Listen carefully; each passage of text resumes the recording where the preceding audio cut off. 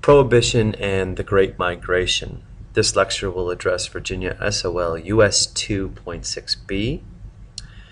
The essential questions I want you to be able to answer at the conclusion of this lecture are: what was Prohibition and how effective was it?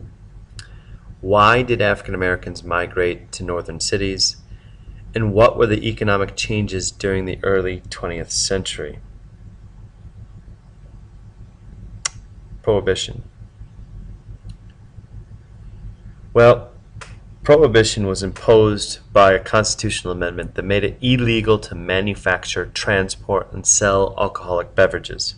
A strong push for prohibition of the sale of alcohol began in the 1870s by the Women's Christian Temperance Union, or WCTU, and the Anti-Saloon League. The Anti-Saloon League was formed by Protestant clergymen and became a national organization in 1895. You can actually see both of those organizations portrayed here in this cartoon, where you see water, the cure for the brewery. There was a strong push. Part of this is the belief that many of the crimes or ills of society were in fact caused by alcohol.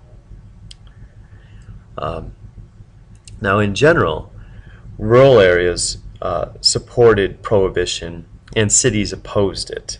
Cities typically had larger populations of immigrants, and they didn't see drinking as a sin, and saloons oftentimes served community needs. They were the place where they got news. Sometimes that was where they picked up their mail. There were a variety of things that the saloons had done in the cities. But there was a strong push, and in the 19-teens, especially the later portion, and in the 1920s, there was this association with alcohol and immigrants. And of course there was a strong anti-immigrant feeling in the nation at the time. Making things worse, at least for those on the wet side, those who were in favor of keeping alcohol legal, is World War I, where Germany was our enemy, and the German people were oftentimes associated with beer. And so this was part of the argument that was oftentimes used for gaining prohibition.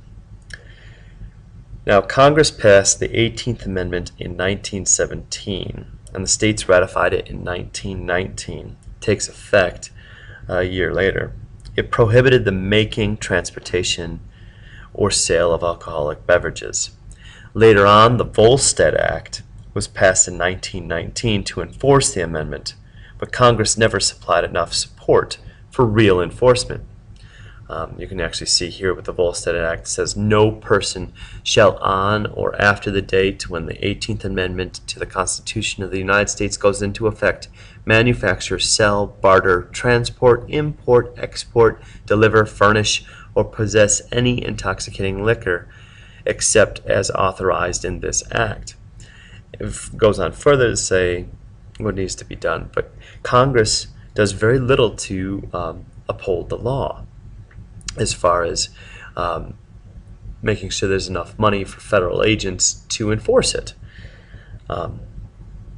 But at first, in the beginning, there is an effort to try to get rid of alcohol. Breweries are raided, supplies are destroyed, and then what eventually happens is there's a number of people, there's a large enough amount of people in the United States who are going to start looking for ways to get alcohol by any means that they can. Speakeasies. They were created as places for people to illegally drink alcoholic beverages. Bootleggers. Bootleggers smuggled illegal alcohol and promoted organized crime. So these were all problems, and then eventually the 18th Amendment was repealed by the 21st Amendment in 1933. Later on, the levels of drinking in the United States never quite reach what they had been prior to Prohibition. But alcohol is again made legal by 1934. Now we have the Great Migration and the Great Migration north and west. Specifically, we're talking about African Americans. Now, jobs for African Americans in the South were scarce and low paying, and many African Americans faced discrimination and violence in the South. And so these were reasons for escaping northward. During World War I, large numbers of African Americans moved to cities in the North and the Midwest in search of better employment opportunities, and the movement continued through the boom of the 1920s and really goes on into the 1930s and 1940s. African Americans continue to face discrimination and violence in the North, however, and in the Midwest. Probably the most clear example of this was the 1919 Chicago race riots. And plus, there were also signs where they would actively oppose African Americans moving into their neighborhoods. You can see here a sign that was put in a Detroit suburb. And they would do everything in their power to make sure that blacks could not obtain any type of property or be able to rent anything within their limits. However, African Americans did find higher paying jobs in factories in the North and Midwest. And here you see an example of African Americans working at a Ford Motor facility. And as African Americans from New Orleans moved north as part of the Great Migration, they carried jazz music with them, and this led to the jazz age of the 1920s. So in summary, reforms in the early 20th century could not legislate how all people behaved. Economic conditions and violence led to the migration of people northward, specifically African Americans.